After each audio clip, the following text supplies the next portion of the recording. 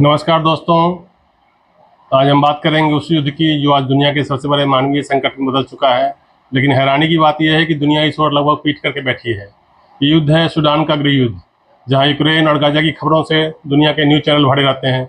वहीं सूडान में हर दिन सैकड़ों मासूम मर रहे हैं, लाखों लोग भूखे हैं और करोड़ों विस्थापित हो चुके हैं।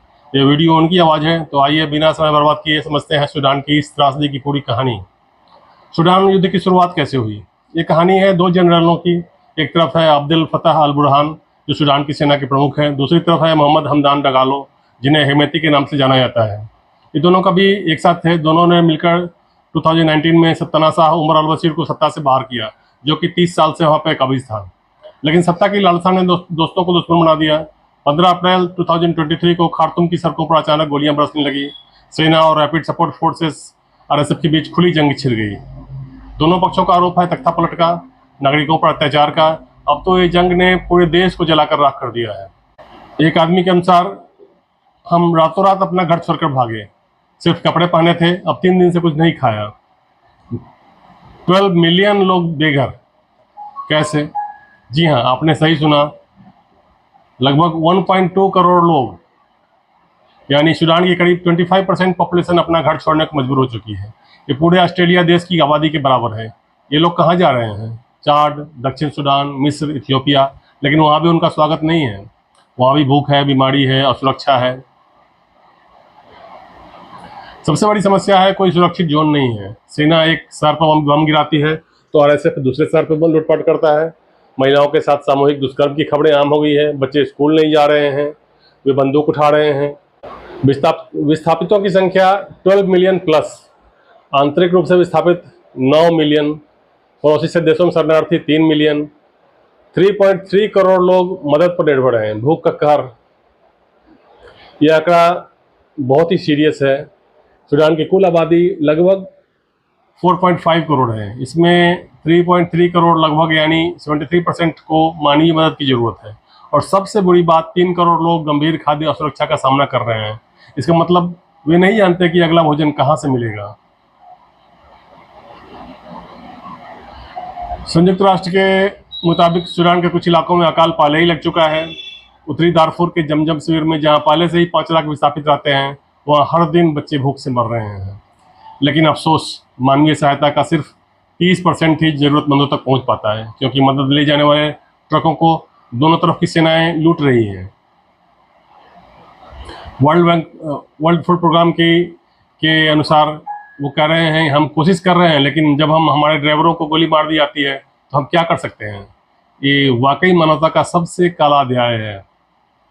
ड्रोन अटैक और बढ़ता खतरा। अब जंग ने नया रूप ले लिया है। अब सिर्फ राइफल और टैंक नहीं, बल्कि ड्रोन अटैक हो रहे हैं। ये ड्रोन बाजारों, अस्पतालों, यहाँ तक कि मस्जिद पर भी हमला कर रहे हैं। सिर्फ खार्तूम में ही नहीं, दारफुर, कोर्डोफान, अल जजीरा, हर जगह ड्रोन का खतरा है। आम आदमी के लिए आसमान की तरफ देखना भी मुहाल हो गया है। ये ड्रोन अक्सर मार्केट में भीड़ के समय हमला करते हैं ताकि ज़्यादा से ज़्यादा नुकसान हो। पिछले महीने अकेले एक हफ्ते में 200 से ज़्यादा नागरिक ड्रोन हमलों में मारे जा चुके हैं। और सबसे खतरनाक बात, इस ड्रोन को कौन सप्लाई कर रहा है? संयुक्त अरब अमीरात RSF को हथियार दे रहा है। वहीं मिस्र और टर्की सेना को सपोर्ट कर रहे हैं। ये अब सिर्फ सूडान का युद्ध नहीं है, एक प्रॉक्सी वार बनता जा रहा है। ड्रोन हमलों के आंकड़े, विदेशी ताकतें और उनकी भूमिका के बारे में भी हम बात करेंगे। टर्की, रसिया, वैगनर ग्रुप। बर्लिन कॉन्फ्रेंस में क्या फैसला हुआ? अब आते हैं सबसे ताज़ा मुद्दे पर। कुछ दिनों पहले बर्लिन में एक बड़ी कॉन्फ्रेंस हुई, Berlin humanitarian conference on Sudan. Germany, US, European union और कई देशों ने मिलकर सूडान के लिए $2.7 बिलियन की मदद का वादा किया। लेकिन क्या ये काफ़ी है? चलिए जानते हैं। UN ने मांग की थी $4.1 बिलियन की तत्काल सहायता, लेकिन बर्लिन में सिर्फ $2.7 बिलियन जुट पाए, यानी $1.4 बिलियन की कमी। और दूसरी बात, बर्लिन में किसी ने युद्ध विराम की बात नहीं की, सबने सिर्फ मदद की बात की। लेकिन जब बंदूकें नहीं रुकेंगी, ये मदद लोगों तक कैसे पहुंचेंगी?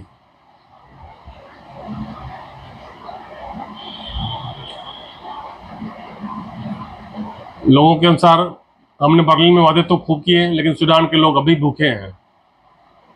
बर्लिन कॉन्फ्रेंस को बहुत बड़ा मौका कहा जा रहा था, लेकिन हुआ ये सिर्फ कागजी वादे हुए, ज़मीन पर कुछ नहीं बदला।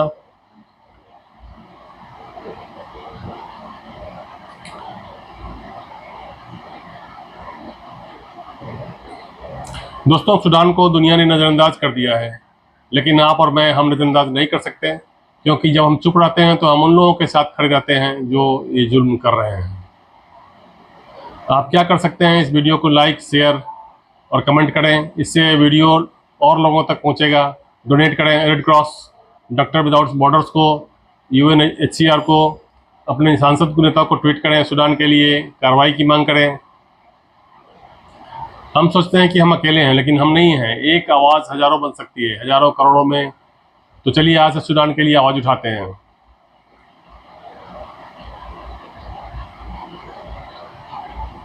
मदद करें, साझा करें, चुप मत रहें। सूडान के लोग भी चाहते हैं, जीना चाहते हैं, हमें उनकी मदद करनी है। नमस्कार, मैं हूं संजय कुमार, इंडिया अपडेट 24 के लिए।